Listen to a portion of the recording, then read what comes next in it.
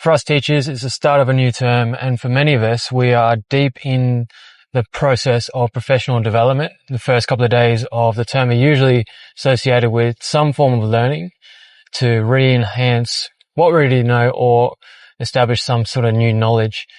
And recently, I found myself really wanting to go back to the fundamental principles of AI and artificial intelligence. So the last day or so, I've been deep diving into Google's AI for Beginners course. Now, I've done multiple sort of masterclasses. I've been leading AI for the last 3 years, teaching it for about 6 years. But fundamentally, I wanted to go back down to the foundational level to understand clearly, just look for my blind spots and find what I don't know. Because sometimes in education, well, it's not even sometimes, in education, we have got a real tendency for confirmation bias, meaning we assume we know pretty much there is all to know. And this is to the detriment of a lot of teachers, a lot of new leaders going into positions thinking, well, look, I've been doing it for so long, I know how to do X, Y, and Z. There's a really foundational quote, and I was talking to someone yesterday about it, that knowledge is only potential power. It comes from the action that you take is the actual power in the learning. And you can only execute on certain things if you do it trial and trial and trial and error and error and error, and you just go through that iteration of learning. Because it's all well and good to watch a YouTube video, listen to an audio book, do a bit of reading, but unless you actually apply those foundational principles, you really don't have a deep understanding of that concept.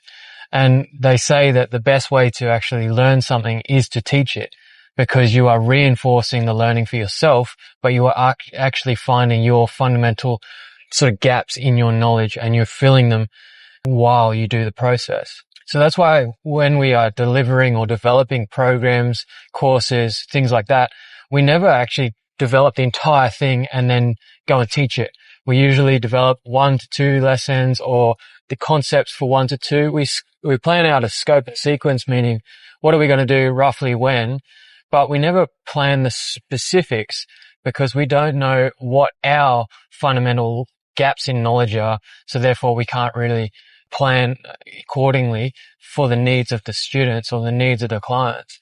And it's something I'm really thinking about really closely at the moment, because I was listening to a podcast by Russell Brunson yesterday all about a thing called the value ladder.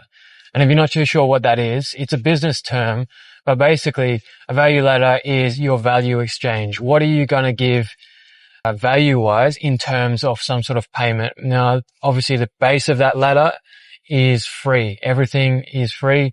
You can get, say, ebooks, you can get videos, you can get whatever training it is, but you can get it for free. Now that's usually the first tier, and social media is a good point of that. Your first point of your value ladder is like social media, if you're talking business for a second.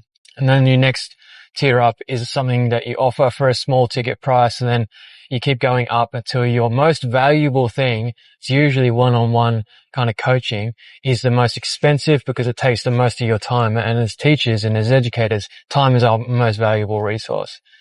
So as we begin this new term, we're looking at re-enhancing our fundamental knowledge of those foundational principles, but understanding that value exchange between what are we learning now and what are we actually going to deliver in the future. And then looking at where on this value ladder are we actually delivering for our students or clients, and then what are actually doing to actually progress in that space.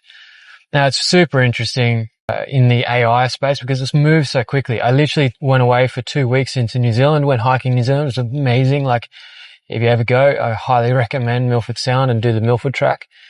Just incredible.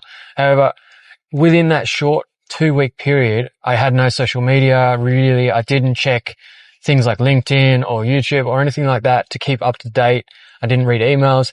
So when I came back, the technology space had progressed even further than it was before. Like, there's bigger and better versions of ChatGPT, for example. People are creating mannequins and little figurines, action figures of themselves with a single prompt and a picture.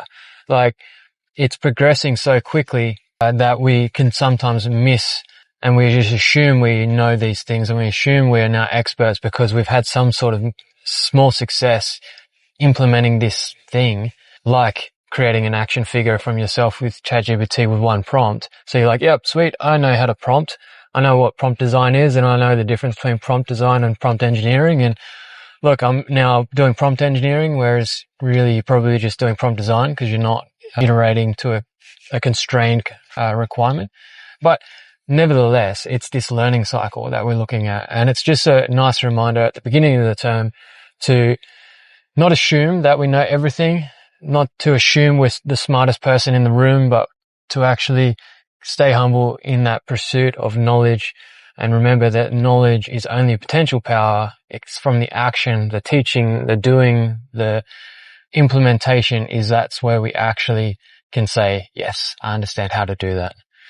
Now, that is top of mind at the moment. I'm about to jump straight into work, but really looking forward to what this term has to offer in that space, in that technology space, because I think there's going to be many opportunities to lead to professional development and coach some more people into that leadership space. So remember, effort equals results. I'll see you in the next one.